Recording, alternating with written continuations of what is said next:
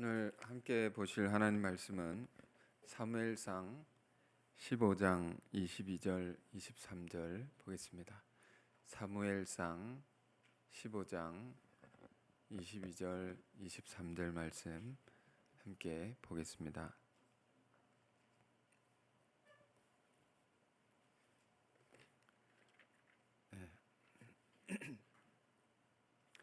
찾으신 줄 알고 두 구절인데요. 저와 여러분이 함께 읽어보겠습니다. 사무엘이 이르되 여호와께서 번제와 다른 제사를 그의 목소리를 청존한 것을 좋아하심같이 좋아하시겠나이까. 순종이 제사보다 낫고 듣는 것이 순양의 기름보다 나으니 이는 거역하는 것은 점치는 죄와 같고 완고한 것은 사신 우상에게 절하는 죄와 같음이라. 왕이 여호와를 말씀을 버렸으므로 여호와께서도 왕을 버려 왕이 되지 못하게 하셨나이다 하니. 자, 말씀의 제목은 순종이 제사보다 낫고 제목 삼아서 하나님 말씀 나누겠습니다.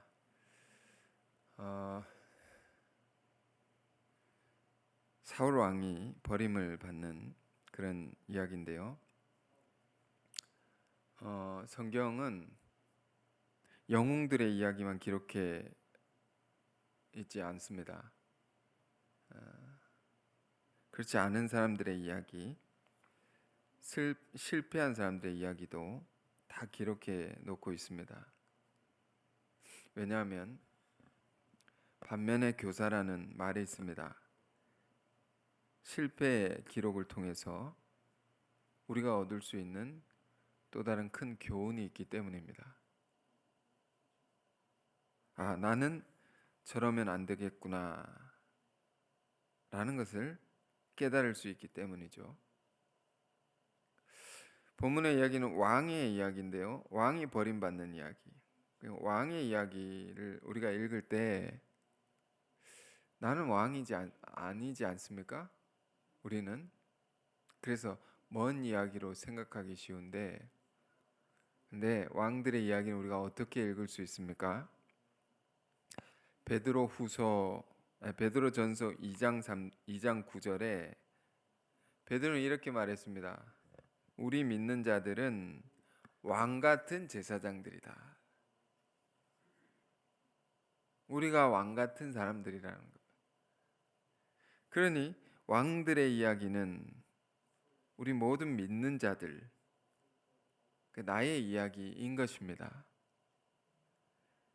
자, 그렇게 우리 이 성경을, 이 왕들의 이야기를 읽을 때 많은 것을 배울 수가 있습니다. 이 사울 왕은 어떤 사람이었습니까? 이스라엘 민족의 사사들의 시대를 끝내고 왕정 시대를 열었던 첫 왕이었습니다. 이스라엘의 첫 왕이었습니다. 어떤 자를 첫 왕으로 뽑아 세웠을까요? 가장 그 백성 중에 뛰어난 사람을 뽑았겠죠. 키도 크고 얼굴도 잘 생기고 그 능력도 출중한 사람을 뽑은 것입니다. 그래서 사울이란 사람은 전쟁에서도 전쟁을 칠 때 싸움도 참 잘해서 늘 승전보를 가져왔던 그런 뛰어난 사람이었다.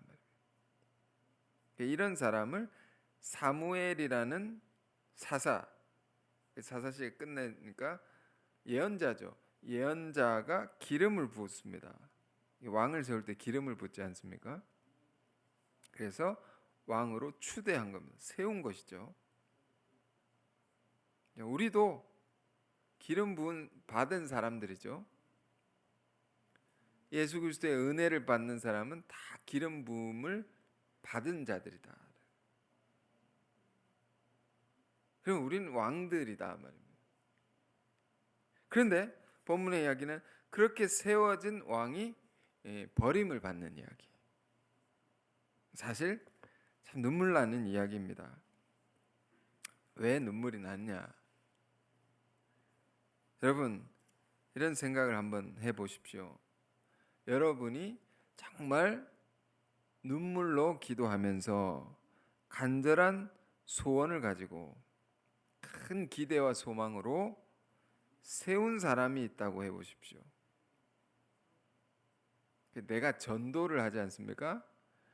전도를 해서 세운 사람이 하나님의 은혜를 받아가지고 훌륭한 지도자가 되었다. 참으로 기쁜 일이죠. 너무도 기쁜 일입니다. 그런데 그가 버림을 받아가지고 끝없는 나라로 떨어져서 비참해지게 되었다.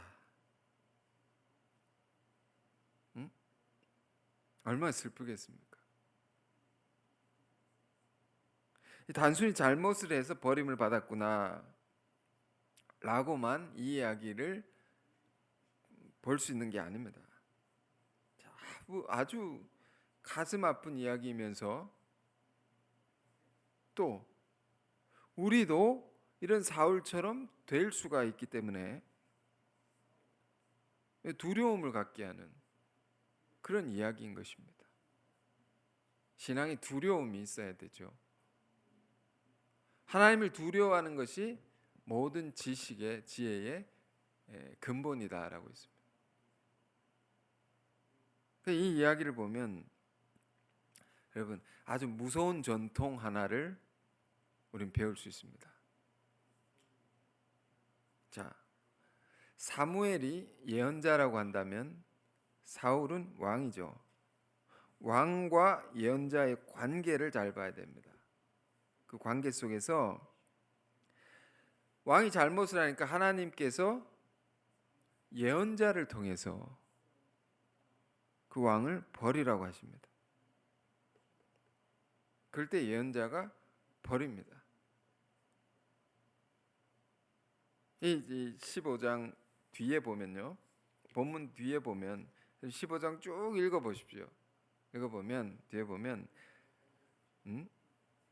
사무엘이 사울에게 하나님이 당신을 버렸다고 이렇게 말하니까 나중에 사울이 사무엘 선지자의 겉옷자락을 붙잡습니다. 그런데 붙잡은 겉옷이 찢어집니다. 그런 장면이 뒤에 나옵니다. 사무엘에게 있어서 자기가 세운 왕을 버린다는 것은 얼마나 가슴 아픈 일이겠습니까? 말할 수 없는 기도로 세운 사람인데 여러분 우리 한 사람 한 사람이 그런 자리에 있다는 것을 깨닫길 원합니다. 나 하나를 위해서 수많은 사람들이 기도를 하고 간절한 소원을 가지고 나를 통해 하나님의 뜻이 이루어지기를 기대한다. 그런데 그런 그가 무너졌다.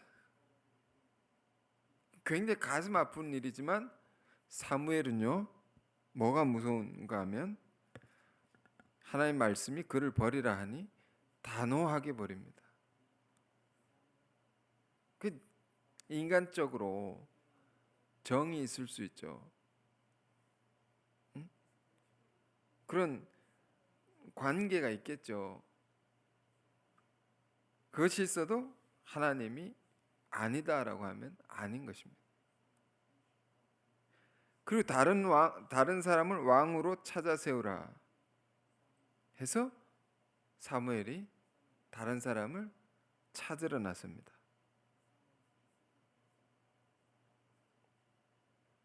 지금 어떤 상황이 본문의 말씀 속에 담겨 있는가? 이스라엘의 왕 사울이 아말렉이라는 족속과 전쟁을 치르게 됩니다. 전쟁을 하게 되는데 하나님이 사무엘을 통해서 왕에게 말씀하십니다. 아말렉을 쳐서 싸워서 이기면 그들의 모든 소유를 남기지 말고 다 진멸하라. 사람이든 가축이든 모든 것을 하나도 남기지 말고 다 죽이라는 겁니다. 왜 그래야 되냐? 이스라엘 백성들이 애굽을 탈출할 때 수많은 사람들이 애굽을 나오게 되니까 좀 늦게 가는 사람도 있고 뒤에 좀 병이 들어서 힘든 사람도 있고 약한 사람도 있을 텐데 그 뒤에 있는 사람들을 후미진 자들을 그 뒤에서 막 죽이고 빼앗고 악행을 저질렀다. 이것을 하나님이 내가 그것을 기억하노라. 기억하기 때문에 하나도 남기지 말라. 다 진멸해야 된다라는. 하나님이 그걸 다 기억하신다는 것입니다. 그래서 악에 대한 심판을 너희를 통해서 하겠다. 여러분 이 안에 중요한 교훈 하나가 있습니다. 하나님은 악은 꼭 심판하신다. 잊어버리지 않는다는 겁니다. 그러면 우리가 늘 악의 편에 서지 말아야 하고 늘 선의 편에 서야 됩니다. 그래서 그런 하나님의 음성을 듣고 사울이 전쟁을 치르게 되죠. 그래서 이기게 됩니다. 그러면 하나님이 먼저 주셨던 말씀을 기억해야 되죠. 그 말씀대로 해야 되는 거죠. 다 진멸하라 했으니 그렇게 해야 되는 거죠. 조금도 남기지 말고 다 죽여야 된다. 근데 이런 말씀을요, 우리 시대착오적으로 읽으면 안 됩니다. 사람을 왜 죽이라고 하나 하나님이, 이렇게 보면 안 되는 겁니다. 이 시대는 그런 시대가 아니다. 야, 하여튼 조금도 남기지 말고 다 죽여라. 근데 사울 왕이 죽이지 않았습니다. 하나님이 죽이라고 하시는 데는 다 이유가 있는 겁니다. 하나님이 하지 말라, 그 버리라고 할 때는 다 이유가 있는 겁니다. 있는데 사울이 싸워 이기고 나서 죽이란 것을 안 죽입니다. 그 족속의 왕 아각도 죽여야 되는데 안 죽이고, 이기고 나서 얻게 된 가축 소유들 안 죽였습니다. 왜 안 죽였을까요? 가만히 보니까, 전쟁 이기고 보니까 정말 소들이 좋아 보이고 건강한 것들, 양도 예쁘고 이 소유가 너무 예쁘고 이거를 죽이기 너무 아까운 것입니다. 그래서 놔둔 것입니다. 그런데 사무엘 선지자가 옵니다. 사울 왕이 와가지고 막 소리가 들리는 거예요. 양들에서 죽이라 했는데 가축의 소리가 막 들리는 거죠. 사무엘이 와가지고 크게 화를 냅니다. 화를 내면서 말하는 겁니다.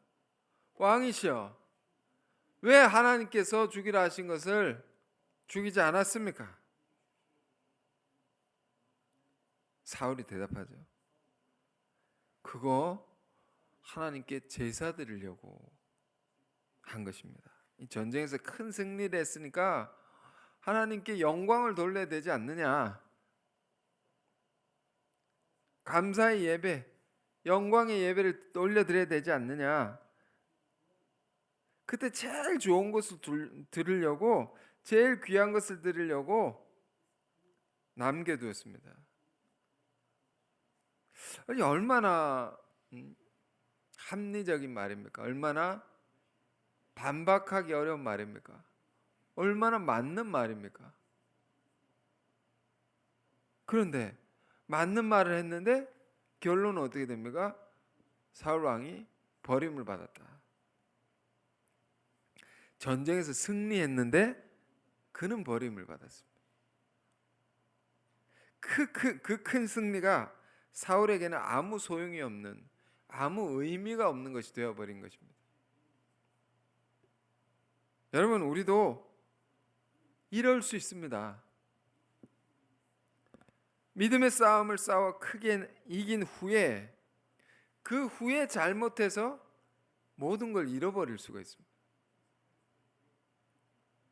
우리가 하는 사업이 잘 되게 되었을 때에 우리가 뭔가 노력해서 큰 성과를 얻게 되었을 때에 그때 조심해야 되죠. 그때 교만해져서 다 잃어버릴 수가 있다 말입니다.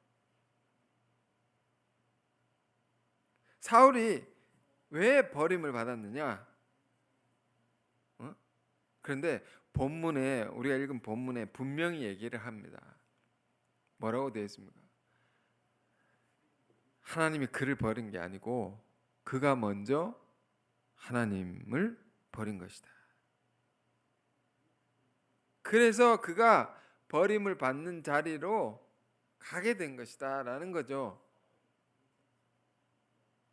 여러분, 하나님은 결코 우리를 버리는 분이 아닙니다. 하나님은 우리를 지극히 사랑하시고 늘 강한 손으로 우리를 붙들고 계시는 분입니다. 다만 우리가 하나님을 버리는 겁니다. 우리가 하나님을 떠나는 것입니다. 그게 무엇으로 나타나는 겁니까? 불순종으로 나타납니다. 본문 속 사무엘 선지자의 두 구절을 읽었죠. 본문을. 이 말 속에는 사울을 향해서 강조하는 두 가지가 있는 겁니다. 하나는 뭐냐면 순종하는 것이 제사보다 낫다. 그 무엇보다 순종이 중요하다. 하나님 말씀을 순종하는 거예요. 또 다른 하나는 하나님 말씀을 거역하지 말았어야 됐다. 그 말씀은 꼭 지켰어야 했던 것이다 라는 겁니다.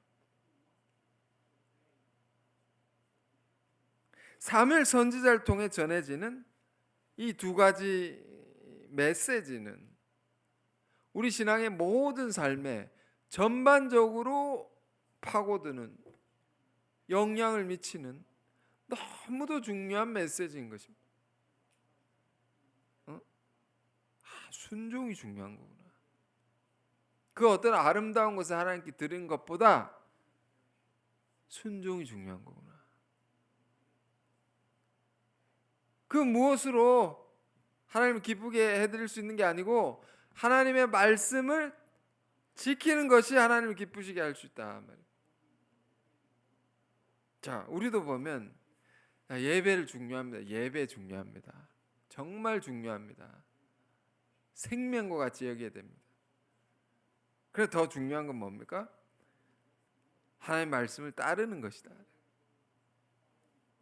하나님의 말씀을 따르기 위해서 우리는 예배를 드리는 겁니다. 그러니까 어떤 상황이 온다 해도 어떤 아름답고 근사한 무엇이 주어진다 해도 신앙의 본질은 하나님의 말씀이고 그 말씀을 따르는 겁니다. 우리 안에 어떤 모습이 많이 있습니까? 우린 상황들이 있습니다. 여러 가지 상황을 핑계 삼아 어떤 사정이 있다는 것을 변명으로 우리는 얼마나 하나님의 말씀을 따르지 않을 때가 많습니까? 지키지 않고 살 때가 많습니까? 이 사무엘 선지자 안에는요 정말 무서운 세계 하나가 있습니다. 무섭다 말이에요.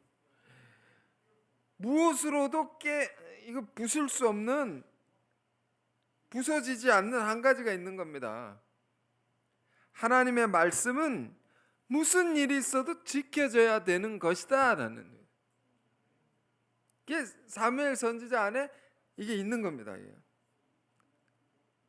왕이 말해도 반응해 주지 않습니다. 왕이 누굽니까? 최고의 권력을 가진 자들, 모든 것을 다 자기 마음대로 부릴 수 있는 자인데 하나님 말씀 앞에서 조금의 양보도 하지 않습니다. 그 마음에 쓰라린 것이 있다 할지라도 하나님 말씀이 아니라면 아닌 겁니다. 여러분, 우리도 우리 신앙을 할 때 이런 것을 잘 붙들고 살길 원합니다. 진리는 변하지 않는 겁니다. 풀은 마르고 꽃은 시드나 하나님의 말씀은 영원한 것입니다. 그러므로 그 말씀 앞에 우리가 깨어져야 되는 것이죠. 우리가 바뀌어져야 되는, 우리가 변화되어야 되는 것이죠. 말씀을 따라서 그 말씀은 우리가 바꿀 수 없는 겁니다. 그걸 깰 수 없는 겁니다. 변개시킨다는 거죠.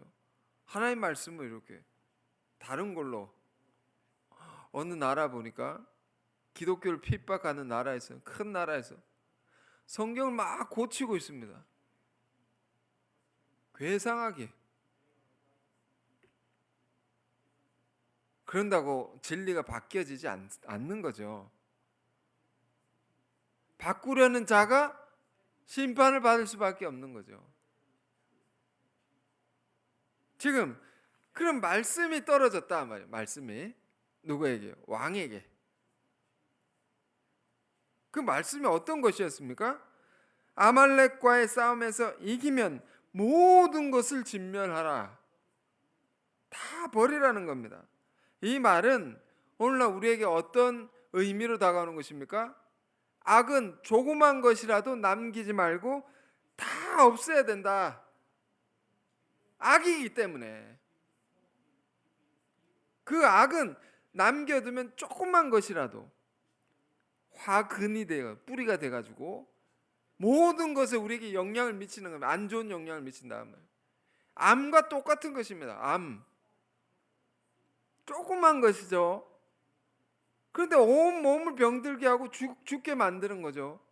악이라는 것은 그런 것입니다. 그렇기 때문에 완전히 진멸해야 된다. 남겨두면 안 된다. 여러분, 우리 안에도 들어와 있을지 모르는 이 악의 요소, 이런 걸 잘 보길 원합니다. 세상의 문화를 통해서 우리에게 들어오는 그런 것들, 오늘 이 말씀을 가지고 다 정리되기를 원합니다. 싹 버리길 원합니다. 늘 강조하고 늘 반복해서 듣는 이야기 속에 세상적인 문화, 하나님의 말씀과 다른 죄적인 것들이 어떻게 들어옵니까? 문화를 통해서 오는데, 특히 문화 중에 어떤 것이면 영상, 눈을 통해서 우리에게 나쁜 것이 들어온다. 그래서 또 강조합니다. 인터넷, 유튜브 같은 영상 끊을 수 있어야 됩니다. 중독된 사람이 너무 많습니다. 아주 필요한 경우는 봐야 되겠죠. 우리가 산속에 사는 것은 아니니까 필요한 것만 보라. 자꾸 딴 걸 보고 나쁜 걸 빠지게 되면 끊어낼 수 있어야 된다. 그것이 나를 다 점령해 들어옵니다. 자, 이런 것이 우리가 하루 이틀 듣는 말이 아닐 것입니다. 순종한 사람이 있을 것이고 순종하지 않는 사람이 있을 것이다. 그런데 순종하지 않으면 어떻게 됩니까? 지금 이 이야기를 잘 보십시오. 내 상황에, 각자의 상황에 잘 적용해 볼 필요가 있습니다. 지금 본문의 사건은 왕이 버림을 받는다. 왕도 버림을 받는다. 버림을 받고 어떻게 됩니까? 다른 사람을 찾아 세웁니다. 이런 게 두려움이 되죠. 저도 그렇습니다. 하나님이 나를 버리고 다른 사람 찾아 세울 수 있구나. 어떤 경우에 그런 것인가? 내가 하나님 말씀 버리고 하나님 말씀 순종치 않을 때 이렇게 되는 거구나. 그래서 다른 사람 찾아서 왕을 세우는데 그게 사무엘상 요 다음 장 16장에 나옵니다. 15장 16장 여러분 쭉 읽어보십시오. 다윗이라는 새로운 사람을 찾아서 사무엘이 그를 기름을 붓고 왕으로 세웁니다. 그러니까 지금 현재 왕은 누굽니까? 사울 왕인데 다른 사람을 기름 부습니다. 이 왕이 세워진 사람이 있는데 이건 왕이 아닌 겁니다. 왕인데 왕이 아니다 말입니다. 껍데기만 있게 된 거죠. 그 하나님은요, 순종하지 않는 자를 쓰지 않는다. 아니, 쓸 수가 없는 거죠. 말을 안 듣는데 어떻게 그를 통해서 당신의 영광을 드러낼 수 있겠습니까? 어떻게 일을 할 수 있겠습니까? 그래서 다시 찾는 사람은 어떤 사람이겠습니까? 순종하는 자를 찾아 세우는 겁니다. 그게 다윗이라는 사람입니다. 그 다윗을 선택할 때 보면 그의 중심을 보고, 외모를 보지 말라고 하나님이 사무엘에게 외모를 보지 말라, 중심을 보라. 중심을 보고 그를 세웁니다. 그 중심이 어떤 것일까요? 하나님의 말씀을 상대화시키지 않고 상황에 따라 변개시키지 않고 절대적으로 받아들이고 그 말씀을 지키는 자, 순종할 수 있는 마음인 겁니다. 그 중심이. 이걸 보고 선택한다면 새로운 사람을 생각해 보면요, 여러분, 사울 왕이 처음부터 하나님 말씀을 거역했겠습니까? 처음부터 순종하지 않은 사람이었겠습니까? 그렇지 않습니다.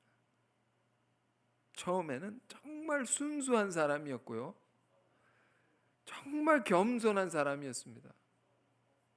그 앞에 내용을 읽어보시면 다 나옵니다. 이런 사람이었구나, 순종하는 사람이었다. 그런데 점점점 사람이 달라진 거죠.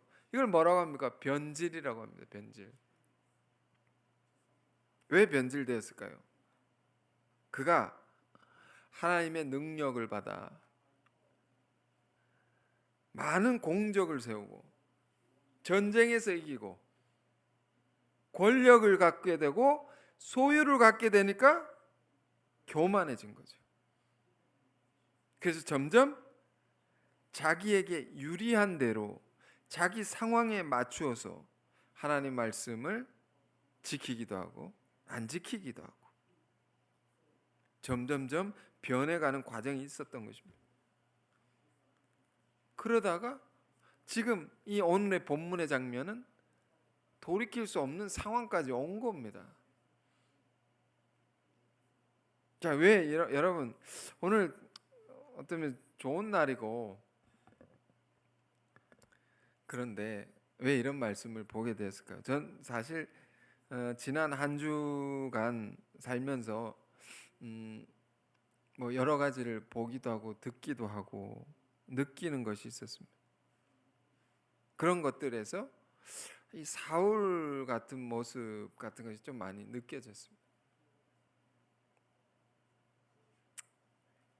누구를 거론하고 싶진 않지만 어떤 사람은 자꾸 핑계를 대고 순종하지 않는 것을 좀 보게 되었습니다. 어린 사람인데 벌써부터 저러면 어떡하나 이런 걱정도 되고요. 또 한편으로는 우리의 모습이 사울과 같구나 말입니다. 우리가 그런 모습이 우리 안에 있을 수 있구나. 내가 그럴 사울일 수 있구나. 이런 생각이 들었습니다. 하나님의 말씀을 가장 우선했고 철저히 지키며 살았던 우리였는데 어느새 변해버린 모습은 없는가? 어느새 내 상황에 맞추어 가지고 하나님의 말씀 자꾸 적당하게 받아들이고 내 사정에 맞추어서, 그렇죠? 하나님께 나를 맞춰야 되지 않습니까? 신앙이란 것은 중심이 이렇게 이동이 되는 거죠. 하나님께로, 하나님 말씀에게로. 근데 거꾸로 되어 있는 것입니다. 하나님, 내 상황이 있고 이게 중심이 돼가지고 거기다가 하나님 말씀, 필요한 말씀을 이렇게 가져와 가지고 합리화시키고 변명을 하고, 응? 점점 하나님의 절대적인 것을 자꾸 상대화시키고 바꾸기 시작합니다. 이런 것이 나도 모르게 내가 그렇게 되어 있을 수 있다. 이걸 점검하자는 겁니다. 우리가 절대적인 신앙의 위대한 전통이란 건 뭡니까? 하나님의 말씀을 절대적인 진리로 우리는 받아들이고 그 말씀에 순종하는 것입니다. 이런 위대한 신앙의 전통, 이걸 조금씩 바꾸어가는 이런 모습이 우리 안에 있지 않는가. 그렇습니다. 예배라는 걸 꼭 지켜야 되죠. 예배 나오지 않는 것도 바이러스 때문입니다. 그럴 수 있습니다. 그럴 수 있습니다. 그것 때문에 안 나온 것입니까? 기준이 무너져서 안 나온 것입니까? 자기가 알 것입니다. 사람이 변하는 것처럼 무서운 게 없습니다. 변하는 것처럼 추해지는 것이 없습니다. 지난 금요일 마태복음 4장을 봤습니다. 예수님이 사단에게 시험을 받으시는 그런 장면을 우리는 묵상했습니다. 그래서 보면서 사탄이 이런 얘기를 했습니다. 사탄이 왜 사탄이 됐나? 사탄의 정체가 뭐냐? 베드로후서 2장 4절을 보니까 그는 범죄한 천사다 이렇게 말했습니다. 뭐라고요? 사탄은 범죄한 천사다. 천사가 죄를 지어가지고 사탄이 됐다는 겁니다. 다시 말해 지극히 선하고 아름다운 존재가 변해버려가지고 지극히 추하고 끔찍한 존재가 되어버렸다. 변해버렸다. 그 음식을 보면 맛있는 음식이 있으면 변질되면 정말 끔찍해지죠. 그런 것처럼. 그럼 그 범죄한 천사라고 했는데 사단이 그 뭘 범죄하는 것이냐? 어떤 경우에 우리도 변질이 될 수 있느냐? 그건 이사야서 14장이 나옵니다. 정확하게 말하고 있습니다. 예언자가 천사가 지극히 높은 자와 비길이라 말입니다. 하나님과 똑같아지려고 했단 말이에요. 이게 뭐라고 합니까? 교만이라고 하죠. 교만하면 변하는 겁니다, 여러분. 교만하면 변질되는 겁니다. 교만하면 불순종하게 되는 겁니다. 그래서 악하고 추해지는 것입니다. 그러다가 사울처럼 버림을 받게 되는 겁니다. 사실은 자기가 자초하는 거죠. 오늘 본문 23절 끝에도 말합니다. 참 중요한 말입니다. 오늘 이 말씀을 기억하길 원합니다. 23절 후반, 전반부 후반부가 있죠. 전반부는 이런 거역하는 것은 점치는 죄와 같고 완고한 것은 사심 우상에 절하는 죄와 같으며 이게 전반부고 후반부 요거를 붙들어야 됩니다. 왕이 여호와의 말씀을 버렸으므로 그랬으므로 여호와께서도 왕을 버려 왕이 되지 못하게 하셨다. 왕이 당신이 하나님 말씀을 버려버린 것이다. 그래서 하나님도 왕을 버리게 될 수밖에 없었다 말이에요. 그래서 그 왕의 자리를 당신이 빼앗긴 것이다. 그러니까 자 여기서 중요한 교훈입니다. 하나님 말씀 우리가 언제 버림을 받는 자리에 있게 됩니까? 하나님 말씀을 버릴 때 이런 자리에 있게 된다. 그러니까 우리는 어떤 자들이 돼야 돼? 우리는 하나님 말씀을 이 세상 그 무엇보다 가장 귀하게 여기는 자가 되고 그 말씀을 영원하고 불변한 절대적인 진리로 우리는 받아들여서 그 말씀을 생명처럼 지키고 순종하는 자들이 되기를 원합니다. 그러면 그를 통해 하나님께서 놀라운 일을 이루시고 만 가지 복을 그를 통해서 부어 주실 것입니다. 여러분, 이런 왕 같은 우리가 되어서 거룩한 하나님의 선택받은 기름 부음 받은 우리가 되어서 새로운 이제 시대가 바뀌죠. 왕이 바뀌면 시대가 바뀝니다. 우리가 바뀌면 시대가 달라집니다. 우리를 통해서 새로운 시대가 열리는, 아름다운 세계가 열리는 그런 역사가 있기를 원합니다. 아멘.